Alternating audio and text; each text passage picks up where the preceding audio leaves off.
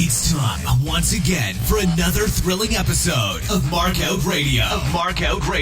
For the next hour, sit back, pull the stick out of your ass, and enjoy. Be warned though, smarks and internet know-it-alls will be offended, annoyed, and generally pissed off at what's about to happen to your ear holes. You've been warned. Now, Markout Radio.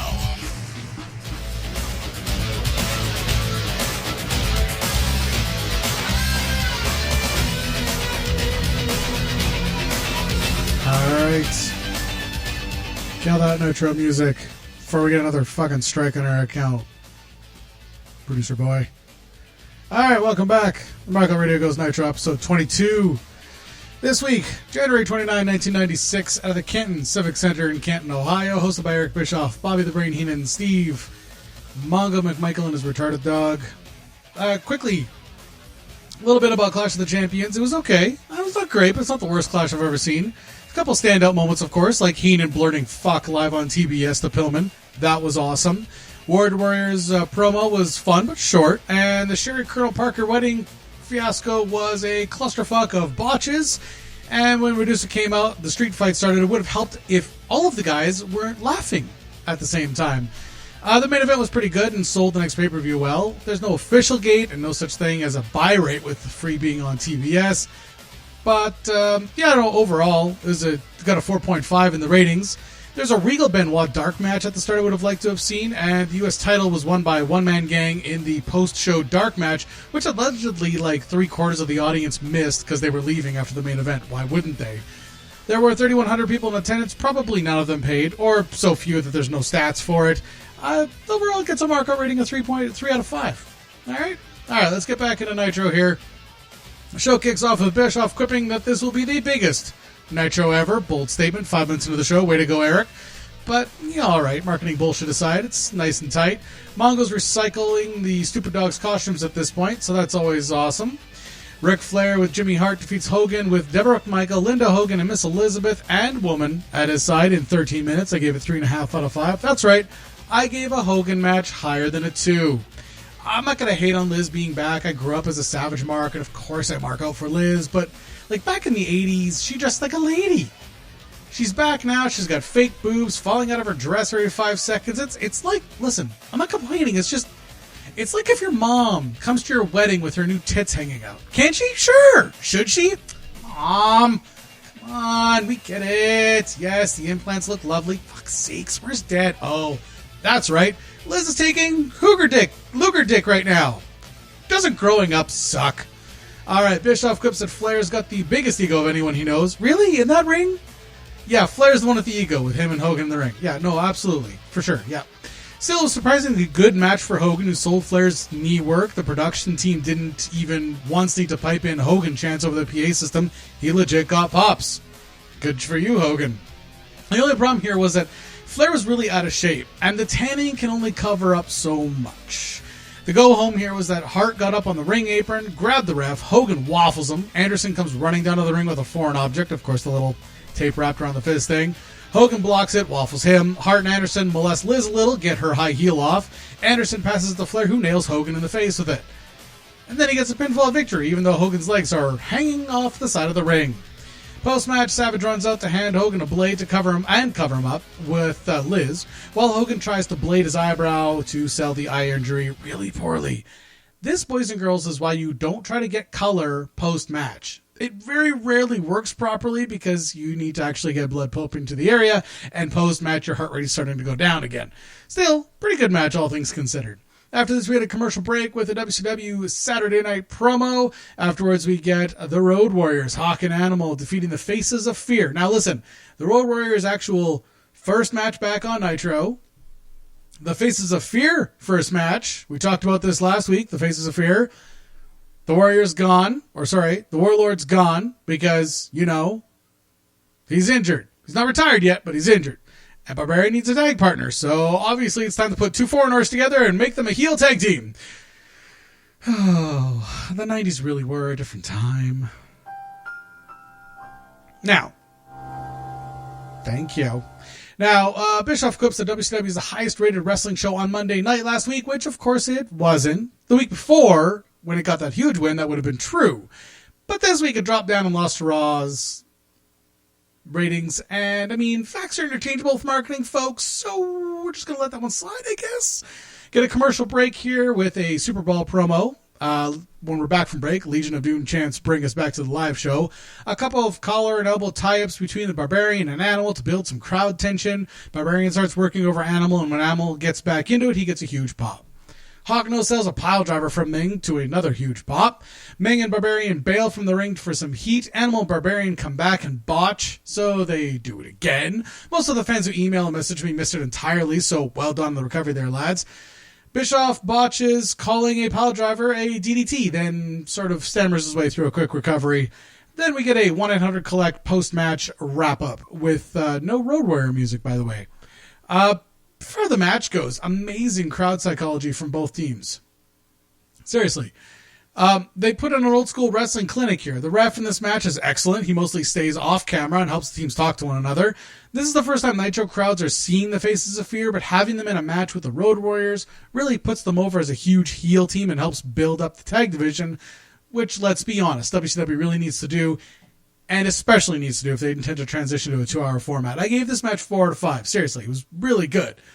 Now, after this, we get a Gene, Sullivan, Hugh Morris in-ring promo. Sullivan shoots on Anderson. Anderson and Pillman come down to the ring. Anderson shoots on Pillman, being a proper 4 horseman, and is going to give him a spanking, apparently.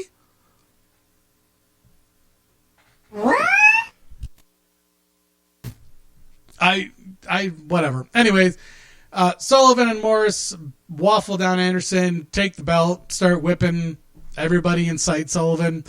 And then, after they lay into Anderson a little bit, Sullivan looks over to see Pillman hiding at ringside, goes over and lays into him a little bit.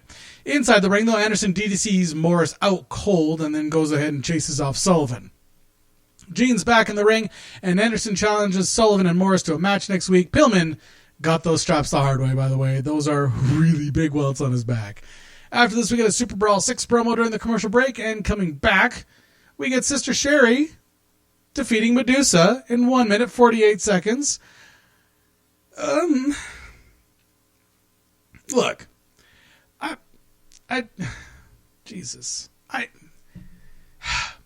here's the thing. So if you've listened to the show in the past and you heard me doing recaps of Raws and different things like that, pay-per-views, you'll know that I'm a fan of wrestling in all shapes and sizes, including women's wrestling. I enjoy it. I just want to see some wrestling.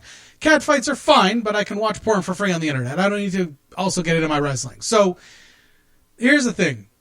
This is still the mid-90s, when women's wrestling was largely treated like a cat fight, which at the time was fine. I'm not really sure the crowd was ready for women's wrestling. I think that there was a bit of a resurgence maybe in the early 80s with Wendy Richter and everything, but nowadays it's mostly just down to cat fights. And I'm not going to throw Paulie under the bus here. It's not his fault that it was all about cat fights. Everyone was doing the fucking cat fight gimmick.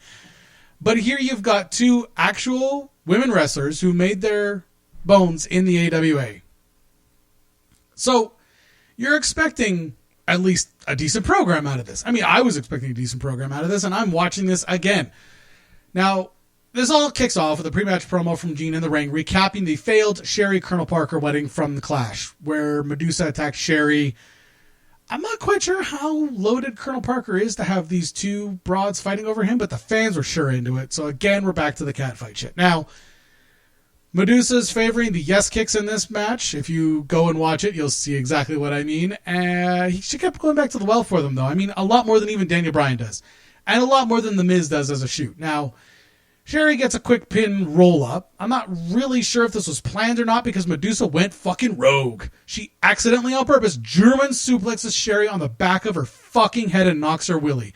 Now, that would have been enough. If this was a guy and you got a quick count, the fucking German afterwards on the back of your fucking head, that would have been enough to remind the other guy that you're not to be fucked around with. But, no, we got to go with Madusa here, and we can't just do the fucking hard way German. Now we've got to keep going after that.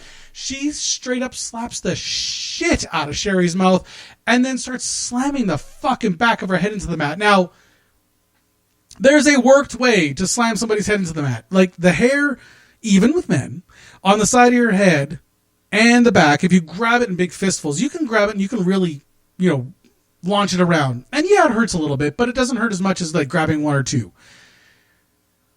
But there's a nice way and a not nice way to hit somebody with this fucking move. And Madusa, like, she grabbed a hold of her hair and threw her head into the mat. Like, she wasn't even, if she was grabbing her head and just wrenching it back and forth, making it look like she's hitting the mat. I don't know why I'm doing the hand motions. I'm on the radio. But anyways, you would probably not get a whole lot of impact even if you got an accidental contact with the mat at some point. But this was different, man. She grabbed a hold of her hair and she shoved her fucking back of her head down on the mat. Not once, not twice, but like a fucking 20 times. And the ref couldn't stop her, which is hilarious, by the way, because the ref looks like he's got a couple pounds on her.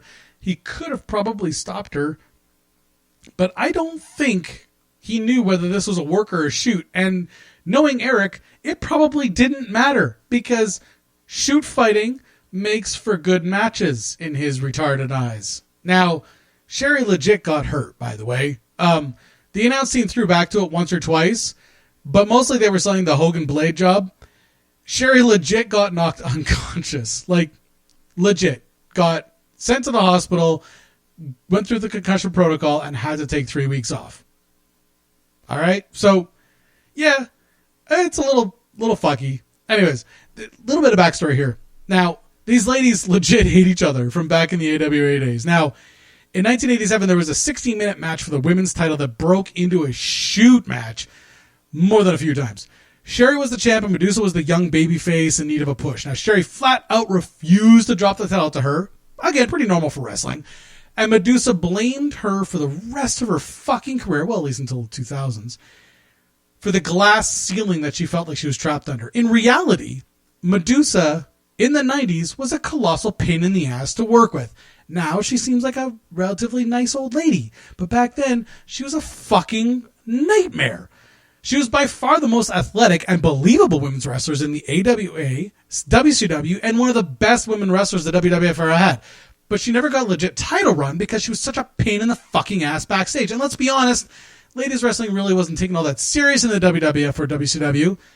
And of course, Eric being Eric, he quickly booked them into a program together even though he still had access to both the New Japan and AAA women's locker rooms because real life heat translates into great in-ring heat, right?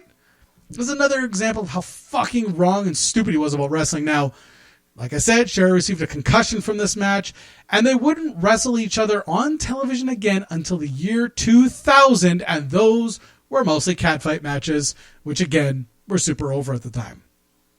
All right, after this, The Giant defeats Randy Savage with Deborah McMichael, Linda Hogan, Miss Elizabeth, and Woman at his ringside by DQ in a WCW World Heavyweight Championship match in 28 seconds. Now, I say this is a match because in the official record books, it's listed as being a 28-second match. But if you go back and watch it on the network, or even watch it on YouTube, you'll see that the bell never actually rang for the start of the match. It just rang to end the match. There was no fucking match. As a match, this gets 0 out of 5.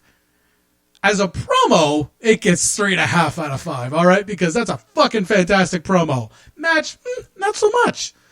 Now, there's no Sullivan or any Dungeon member that came up with a Giant, and he's using their entrance music. Savage doesn't come down the ramp, but comes through the crowd and waffles Giant with the belt a few times, and then climbs on his back and wraps up his arms in a sleeper while the ref calls for the end of the match. Like I said, even though the match never actually started. Flair comes down to ringside in a t-shirt from the Gold's Gym that he owns and pulls Savage out of the ring and works over Savage. Giant then suplexes Savage into the ring while Flair punches out the ref. Giant destroys Savage for a while before Hogan comes out with his eye all wrapped up, Kung Fu Pirate style. Hogan gets a legit pop, then a few more as he drives a chair through Giant's head and knocks him over the top rope. Then he waffles Hugh Morris, Ming, Sullivan, no Barbarian for some reason, and Zodiac holds Giant back with all that goofy hurt, no gimmick. Again, another payday for the Beefer, and he gets a spot in. I wonder who's booking this. Oh, right, Eric and Hogan. Well, choose your friends wisely, boys and girls. Choose your friends wisely. Now, post-match, again, I'm doing air quotes. I'm on the fucking radio. God, I thought you used to think I was okay at this. Flair invades the commentary position with the Giant and Hart. The announce team bails, leaving Flair and Brain to promote Super Brawl as the show fades to black. Now, Bischoff claims tonight was a sellout crowd, and the venue holds 5,200 people, so I really don't have much reason to doubt him. It would be nice to know how many actually paid to be there, though, because there's no stats for it. It's Ohio, which is a big wrestling state, and WCW rarely has trouble finding or filling arenas here. So, I mean, I'm going to guess between 3,500 and 4,000 actually paid. We just don't know. This week's Nitro won the ratings war. That isn't a war yet. 2.8 to Raw is 2.4. Overall, I gave the show itself 3.5 out of 5. The Sherri Madusa match was brutal shoot, and the main event wasn't an actual match. But, you know, the heat builds towards Super Brawl, so that's great. Well, that was an abortion of a show. Should the mood take you, check out markoutradio.com and leave a comment. You can also find links there to our Facebook, Twitter, YouTube, and Stitcher channels. You can even leave a voicemail on our Skype. Just click the links and share them.